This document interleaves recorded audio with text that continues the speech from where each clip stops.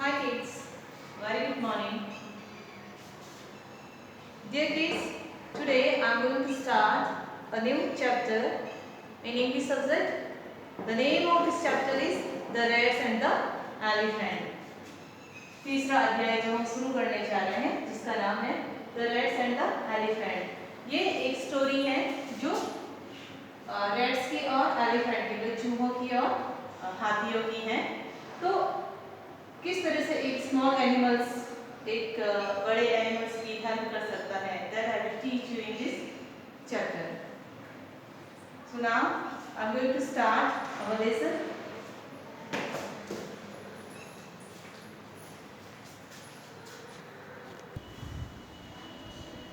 You can see chapter 3, The Rats and the Elephant, and the page number 128. This chapter is related to the story of rats and elephant, how the rats will help to elephant. So we will read in this chapter. Now first you can see there are so many questions. First I will read these questions. Are we all of the same size? क्या हम सभी की जो size है, जो height होती है, क्या वो समान है? क्या लेंथ के अकॉर्डिंग या चौड़ाई के अनुसार क्या हम सभी समान हैं? No, we all are not the same size, क्योंकि कुछ बड़े होते हैं, कुछ छोटे होते हैं, कुछ मोटे और कुछ पतले होते हैं, तो सभी की साइज़ बराबर नहीं होती है। Question number second, can a small animal can help a bigger animal? क्या एक छोटा जानवर बड़े जानवर की सहायता कर सकता है? या डेफिनेटली, बिकॉज आंसर क्या है? Yes, A small animal can help A bigger animal, बोले एक छोटा जानवर बड़े जानवर की मदद कर सकता है। Next question, you are often asked to help your younger sisters and brothers, do you help them? कि हम कभी कभार हम अपने बड़े भाई और बहन से सहायता की मांग करते हैं, तो क्या आपने भी, डू यू हेल्प देम, क्या आपने भी उनकी सहायता की? किसकी? आपके बड़े भाई और ब्रदर्स की। Yes, I option help my younger sisters and brother, मैं हमेशा मेरे बड़े भाई और बड़े बहन की सहायता करता हूँ। How do your younger brothers and sisters help you? आपके बड़े भाई और बहन आपकी कैसे सहायता करते हैं?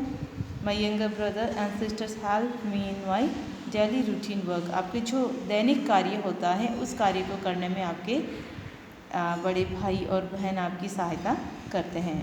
Now we will start this passage because now our chapter will be start and we will start this story about the rats and elephant. Read the passage and answer the questions given below. ये first paragraph है हमारे इस chapter का। Long long ago, long long मतलब ये बात हो रही है पास्ट समय की, मतलब पुराने समय की बात है। एक समय a group of rats lived happily in a forest, एक समय क्या हुआ था? एक ग्रुप का मतलब होता है समूह, किसका? रैट्स का, मतलब चूहों का समूह, एक चूहों का दल lived happily in a forest, वो क्या करता था? क्योंकि रैट्स का निवास, चूहों का निवास कहाँ होता है? जंगल में होता है, तो फॉरेस्ट का मीन्स जंगल में, जंगल होता है। हैप्पीली का मतलब होता है खुशी से, तो एक चूहों का समूह खुशी से जंगल में रह रहा था। कब? पुराने समय की बात यहाँ हो रही है, पास्ट की बात हम कर रहे हैं। एक समय एक चूहों का समूह जंगल में खुशी से रहता था। वन डे, एक दिन, a herd of elephants passed through that area in search of water, क्या हुआ था एक दिन? ए हर्ड का मतलब होता है झुंड। अब किसका झुंड? पर्टिकुलर किसी एक जानवर का, मतलब अब यहाँ पे कौन से जानवर की बात हो रही है? एलिफेंट्स की बात हो रही है। मतलब बहुत सारे एलिफेंट्स क्या कर रहे थे? वहाँ से गुजर रहे थे, वहाँ से जा रहे थे। अब कहाँ जा रहे थे? सर्च ऑफ वाटर, पानी की तलाश में। उन्हें प्यास लगी हुई थी, किसको? एलिफेंट्स को, हाथियों को। तो वो पानी की तलाश में उस जंगल से वो निकल रहे थे। ए हर्ड ऑफ एलिफेंट्स, एक हाथियों का झुंड, passed through that area in search of water. अब कौन सा एरिया की बात हो रही है? जहाँ पे जो रैट्स का ग्रुप रह रहा था, वहाँ उस एरिया से वो क्या कर रहे थे? पास्ट कर रहे थे, मतलब वहाँ से गुजर रहे थे पानी की तलाश में। Many homes of the rats were destroyed under their big feet. Some rats were also killed.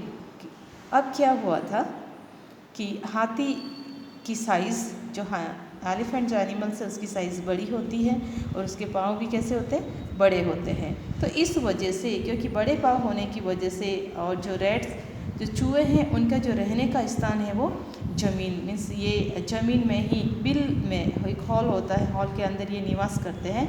तो उस हाथियों के बड़े पाँव की वजह से उनके जो होम्स थे, किन के होम्स, रैट्स के, मतलब जो बिल थे चूहों के, वो क्या हुए थे, डेस्ट्रॉयड हो गए थे, मतलब वो डैमेज हो गए, नष्ट हो गए थे, स्पॉइल्ड हो गए थे, बिखर गए थे। अंडर देयर बिग फीट, किसके, हाथियों के बड़े पाँव के नीचे। सम रैट्स वर आल्सो किल्ड, और कुछ चूहे भी मर गए थे। क्यों? क्योंकि हाथियों का पाँव उनके ऊपर लग गया था, जिनकी वजह से वो मर गए।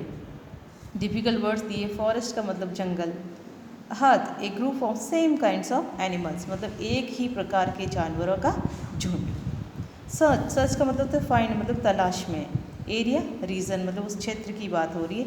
डिस्ट्रॉय मतलब स्पॉइल, मतलब बिखेर देना, या डैमेज का मतलब उसको डैमेज कर देना। Now there are some questions. This passage is about, अब ये पैसेज किसके बारे में है? This passage is about forest, क्योंकि हमने यहाँ पे जस्ट अभी हमने रीड किया, तो यहाँ पे जंगल में हाथियों और चूहों की बात हो रही है, तो जंगल के बारे में ये पैसेज है। Where did the group of rats live, चूहों का जो ग्रुप था वो कहाँ रहता था? तो the group of rats lived in a forest, वो जंगल में जो बिल थे उसमें निवास करते थे, रहते थे। Who pass through that area, अब उस एरिया से, उस जगह से, उस क्षेत्र से कौन गुजर रहे थे? A herd of elephants pass through that area, एक हाथियों का झुंड उस क्षेत्र से गुजर रहा था। Next question, why did they pass from there, अब ये जो कौन, हाथियों का झुंड वहीं से क्रॉस क्यों कर रहा था, मतलब वहीं से क्यों गुजर रहे थे? They pass from there in search of water, क्योंकि पानी की तलाश के लिए वो उस क्षेत्र से गुजर रहे थे। Now the next question, how were some rats killed, मतलब कैसे कुछ चूहे कैसे मर गए? Some rats were killed under the elephants feet, हाथियों के पाँव के नीचे कुछ चूहे मर गए थे। Next question, how did the rats live, चूहे कैसे रहते थे? द रैट्स लिव्ड हैप्पीली, चूहे खुशी के साथ रहते थे। What were the elephants searching for? The elephants were searching for water. इस तरह से today we completed the first paragraph of this chapter. I request you kindly you also read this chapter. How much we completed? You also read and pronounce these all sentences also. So whatever the difficult words, I will send you through attachment file. I request you students kindly complete your work and submit to me. Thank you. Have a nice day.